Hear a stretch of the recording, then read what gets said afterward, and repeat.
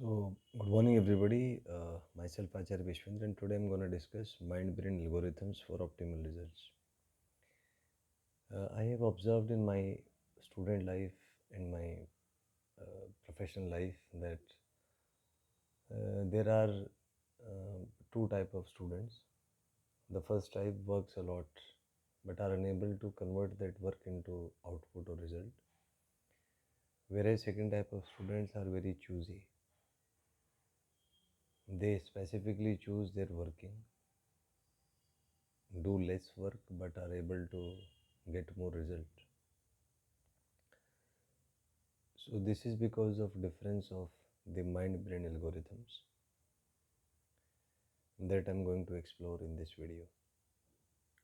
So any student, if we analyze his performance in the exam, is just a game of the brain, the mind and the brain waves.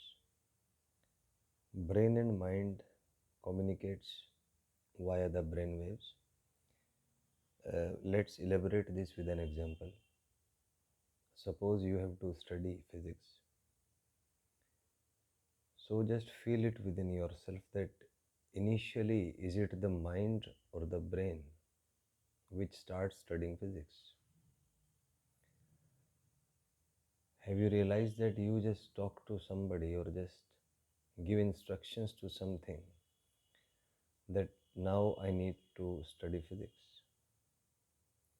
And that internal suggestion or the guidelines is the communication between the mind and the brain, and it is corresponded by emitting a certain brainwave frequency. Now thing is that mind is trapped in thoughts, and these thoughts are of low frequencies. Low frequencies means there are thoughts only concerned with survival, and survival means the thoughts which induces a feeling of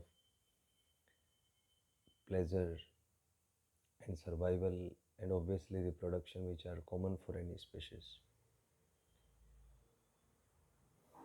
But when you study, the first thing is you need to increase the frequency of the brain waves, and that frequency, when increased, requires energy. And when you spend energy on something, the first task executed by your brain is activation of the flight mode. You will try to run away from that. And that flight mode is the most challenging factor. It explains why studying is so difficult. Because increasing the brainwave frequencies requires a lot of energy with unbreakable concentration.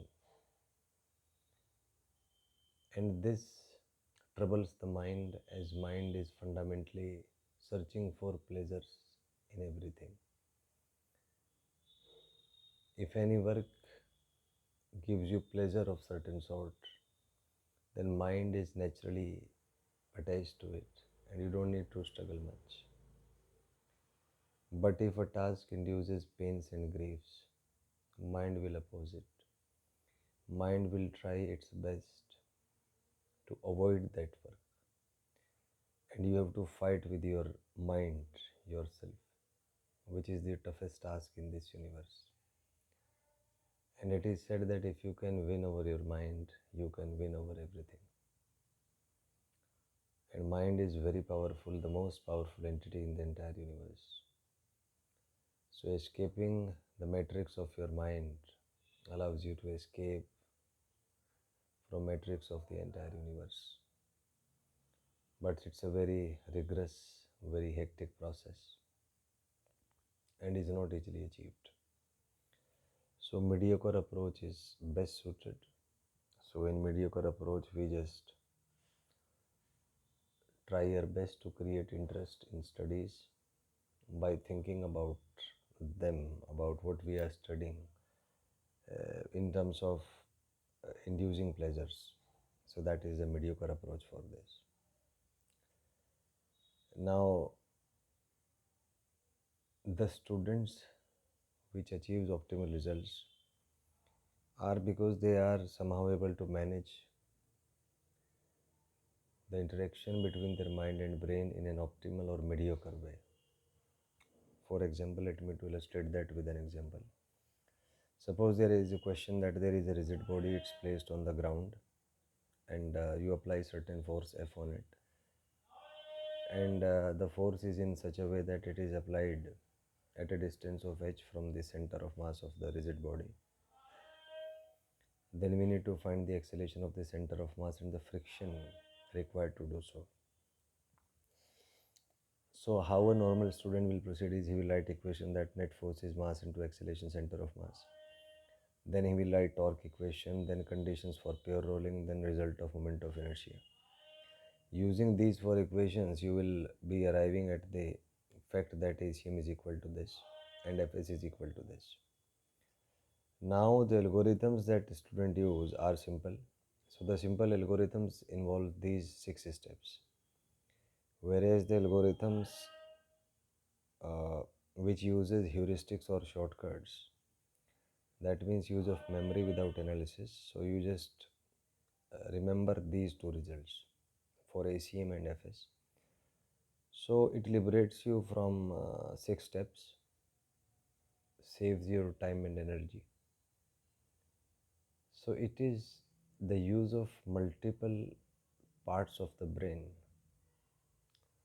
which enables you to fetch good results.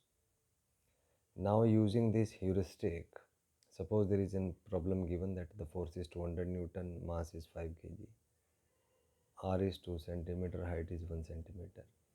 So if you substitute the value of ACM over here, you get directly acceleration as 40 meter per second square. And using the same expression, if you calculate Fs comes out to be 0 over here. So you have seen that there are no much complex problems involved, much steps involved, if you can remember the results.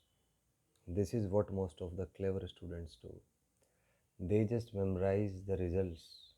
They just develop certain sort of heuristics and repeat them again and again, so that they can gain self-confidence and are able to perform good in their exam. Whereas a normal student starts from the basic and is trapped in some middle step or some complex process and is not able to fully utilize his efforts into results. Next thing is that clever students, often I have seen that they outsmart the hardworking students, obviously in short terms. But in long term or analytical exams, they are dominated by really hardworking students. So exams like JEE Advanced, in which your shortcuts or tricks are not gonna work. Next is the best approach is the mixed approach, which is using a combo of clever and hardworking strategies. As you see in any exam, there are mixed questions. Some questions are fundamental, some are tricky. So the tricky question you can solve by using tricks, by using shortcuts, by using heuristics. So the mixed approach is the best approach, I think. That is the explanation of this. So you have seen that nowadays information is abundant. So whatever you are studying, it is available to everybody. It is available in the public domain. So nowadays information has become irrelevant because it's accessible openly via Google or YouTube or Instagram or Twitter.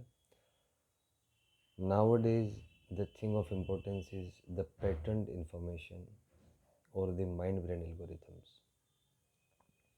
And as per the future is concerned, AI will dominate all spheres of life. And if you want to survive, if you want to live a quality life in future, make sure that you work on the skills of the mind brain system rather than just downloading, copying, pasting the information, because it's available to everybody. So these worksheets are just designed to induce problem solving skills in you so that you can use that and achieve optimal results in your academic and professional life. Thank you and have a nice day.